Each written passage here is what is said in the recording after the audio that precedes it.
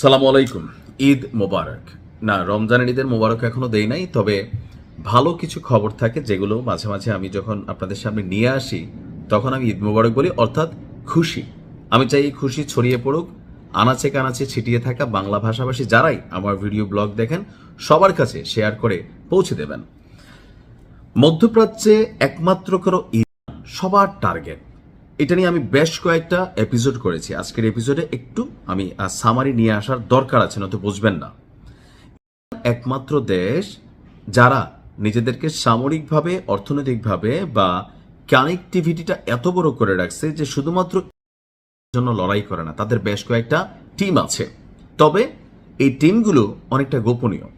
মার্কিন যুক্তরাষ্ট্র যেমন মধ্যপ্রাচ্যের বিভিন্ন দেশে তাদের সামরিক ঘাঁটি গেড়েছে প্রকাশ্যে, ন্যাটো যেমন তাদের সদস্য রাষ্ট্রের মধ্যে সামরিক ঘাঁটি গেড়েছে প্রকাশ্যে, যার কারণে পশ্চিমাদেরকে আমরা টাচ করতে পারি না।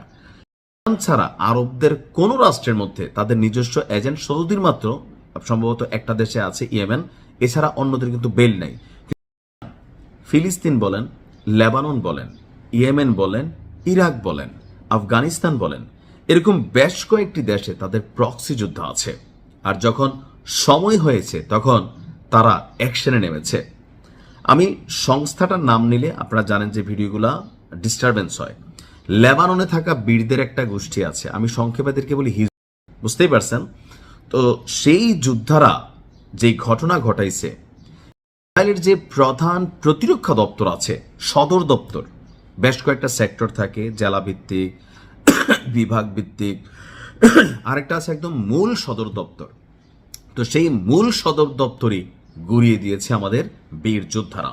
চাঞ্চল্যকর এই ঘটনাটি ঘটেছে আজকে রাতে।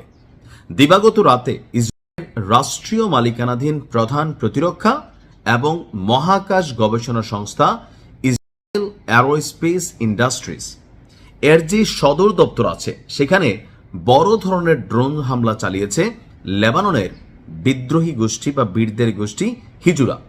তারা বলছেন সাম্প্রতিক সময়ে তারা আবার ওই আমেরিকান স্টাইলে ইরানে করতেছে। যেমন ধরেন, যখন এই অভিযান শুরু করলো তারা কিন্তু বলে নাই যে পক্ষ হইয়া করতেছে। তারা বলতেছে ভাই আমাদের নিরাপত্তা আশঙ্কা আছে, যে কোনো সময় আমাদের উপর একটা বড় ধরনের বিপদ হইতে পারে।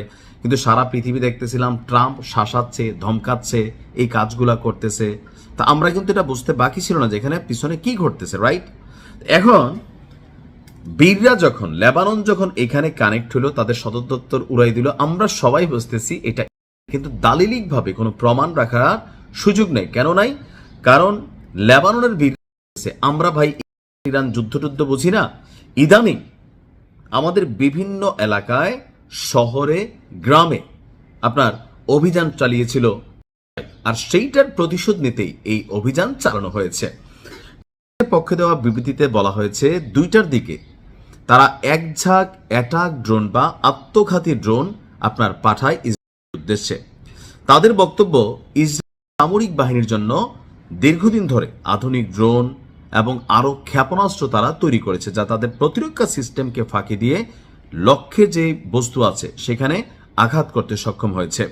ভোরে তারা উত্তর ইসরায়েলে অবস্থিত একটি ড্রোন কন্ট্রোল বেস বা ড্রোন নিয়ন্ত্রণ কেন্দ্রের যেই কন্ট্রোলিং আছে এটা তারা নিয়েছে নিজেদের নিয়ন্ত্রণে। এরপর সেটাতে প্রথমে কন্ট্রোলিং নেওয়ার পরে অর্থাৎ সিস্টেমকে ঘুম পাড়ে দিছে। ফর এক্সাম্পল, আপনি ধরেন সিসি ক্যামেরা, আপনি ক্যামেরার মাধ্যমে দেখতেছেন, তো ক্যামেরা যদি বন্ধ হয় আপনি একদিক দেখবেন না, আর তখনই আপনার এখানে এই ঘটনাটা ঘটায় দিছে।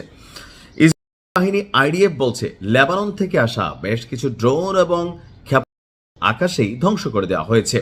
সদর দপ্তর ক্ষয়ক্ষতির বিষয়টি তারা এড়িয়ে গেলেও বাস্তবতা হচ্ছে ধরে দিছে। এখন মাইর খেয়ে আওয়াজ করা যাবে না, হ্যাঁ, কান্নাও করতে হবে গোপনে। তো বেস্ট অফ লাক বীরদের, আশা করি এই যুদ্ধে তারা সফল হবে।